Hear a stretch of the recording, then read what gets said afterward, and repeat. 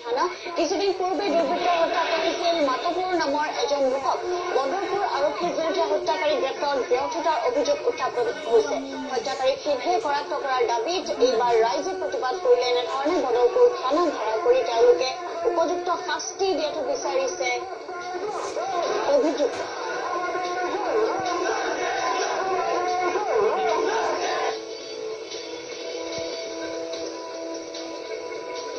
কৰিমগঞ্জৰ বদৰপুৰত এই তীব্ৰ উত্তেজনাপূৰ্ণ পৰিস্থিতিৰ উদ্ভৱ হয়। আজি বদৰপুৰ থানা ঘেৰাও কৰে বহু লোকে, যিহেতু আৰক্ষীৰ বিৰুদ্ধে অভিযুক্তক গ্ৰেপ্তাৰ ব্যৰ্থতা তেওঁলোকে অভিযোগ উত্থাপন কৰিছে আৰু আৰক্ষীয়ে দৰাচলতে ৰক্ষণাবেক্ষণ দিয়াৰ অভিযোগ কৰিছে।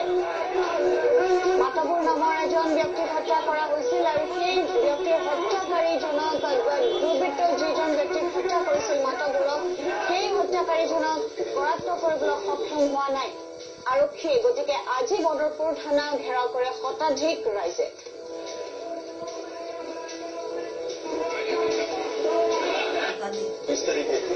মাতাবুৰ হত্যাকাণ্ড মাতাবুৰৰ যিবিলাক আসামী আছে সেই আসামীবিলাকক ধৰাৰ কাৰণে দুজন ধৰিছে পুলিচে, বাকী এতিয়া কৈছে শুনিছে আৰু তিনিজন তাৰ ৰিলেটেড কিবা